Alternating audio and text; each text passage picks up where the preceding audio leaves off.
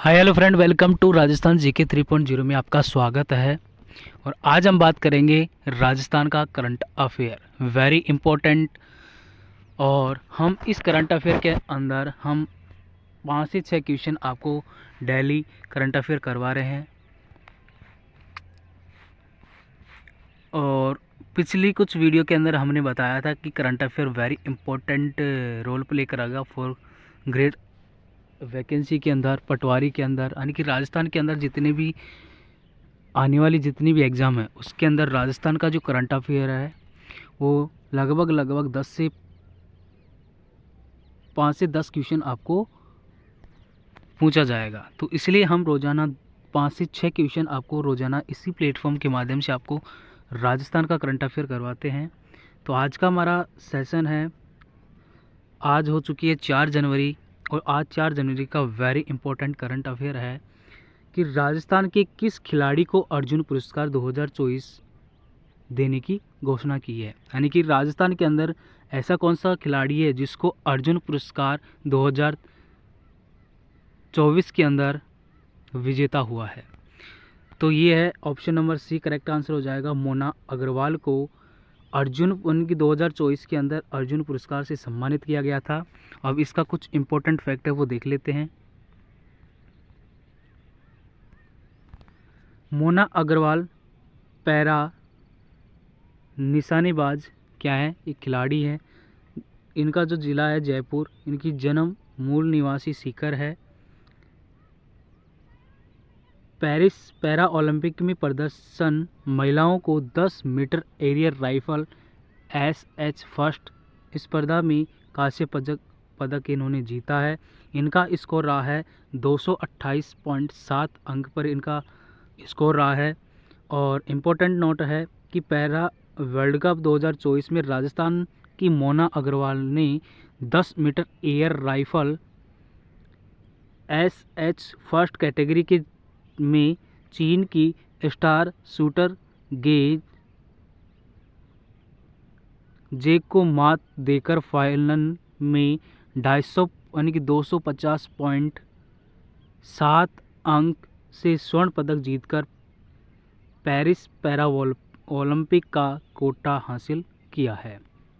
तो यहाँ से आपको एग्ज़ाम के अंदर क्वेश्चन देखने को मिलेगा कि राजस्थान के अंदर ऐसा कौन सा खिलाड़ी है जो 2024 के अंदर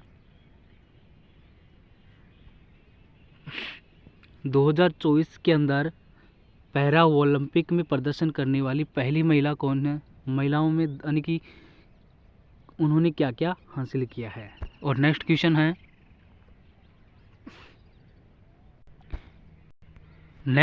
कि गणतंत्र दिवस 2025 में राजस्थान की झांकी की थीम क्या रखी गई है। तो यह रखी गई है सोनो राजस्थान। तो हमारी राजस्थान को क्या नाम दिया गया है, गणतंत्र दिवस 2025 में राजस्थान की जो झांकी की जो थीम रखी गई है तो सोनो राजस्थान। अब सोनो राजस्थान के बारे में हम इम्पोर्टेंट फैक्ट जान लेते हैं कि गणतंत्र दिवस 2025 में राजस्थान की झांकी शामिल की गई है और इस बार झांकी को सोनो राजस्थान की थीम रखी गई है। और झांकी थीम राजस्थान की झांकी में मेवाड़ की म्यूरल आर्ट और प्रदेश की विकास गाथा का दर्शन कराया गया है।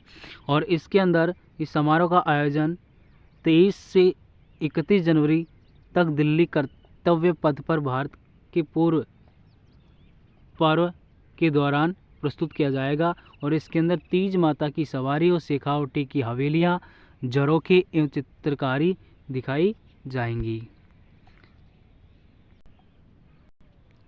कुछ इम्पोर्टेंट पुरस्कारों से संबंधित क्वेश्चन देखते हैं कि नोबेल पुरस्कार हर साल कब दिया जाता है। तो ये दिया जाता है 10 दिसंबर को दिया जाता है।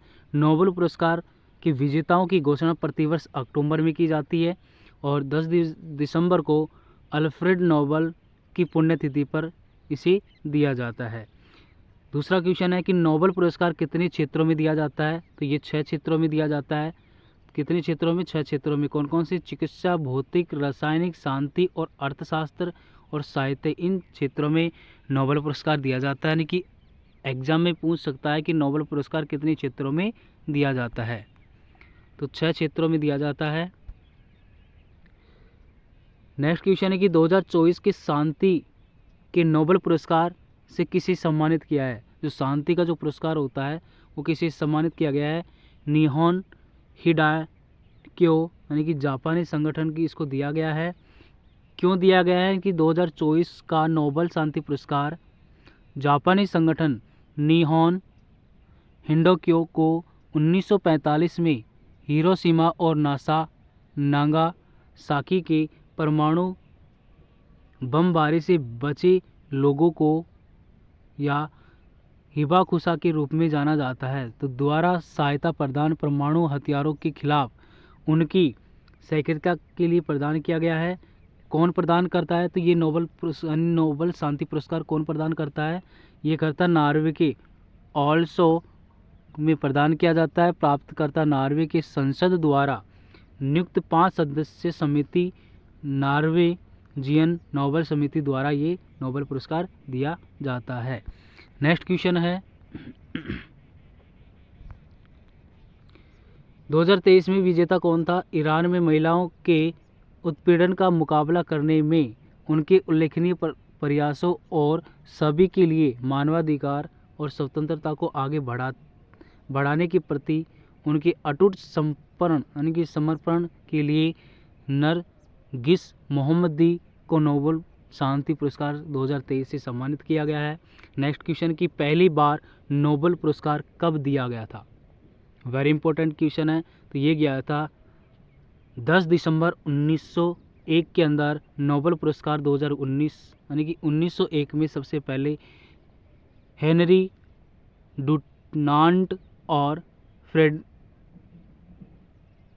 फ्रेडरिक पेसे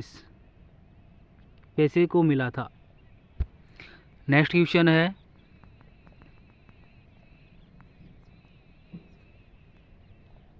अर्थशास्त्र के क्षेत्र में 2024 के नोबेल पुरस्कार किसे सम्मानित किया गया है।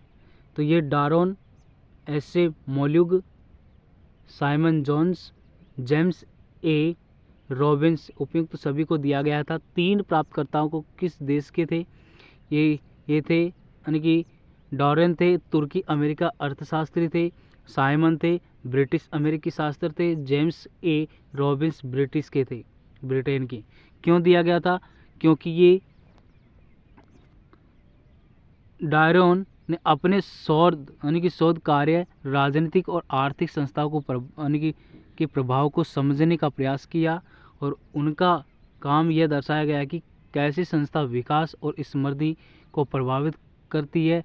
और इनके अलावा साइमन जॉन और जेम्स ए रॉबिन्स भी अर्थशास्त्र के क्षेत्र में महत्वपूर्ण योगदान देने वाले विद्वान हैं जिन्होंने वैश्विक आर्थिक व्यवस्था की जटिलता को समझने और महत्वपूर्ण भूमिका निभाने के लिए ये दिया गया था। कौन प्रदान करता है। रॉयल स्वीडिश यानी कि स्वीडिश एकेडमी ऑफ साइंसेस 2023 के अंदर विजेता था। पिछले वर्ष 2023 में यह पुरस्कार क्लाउडिया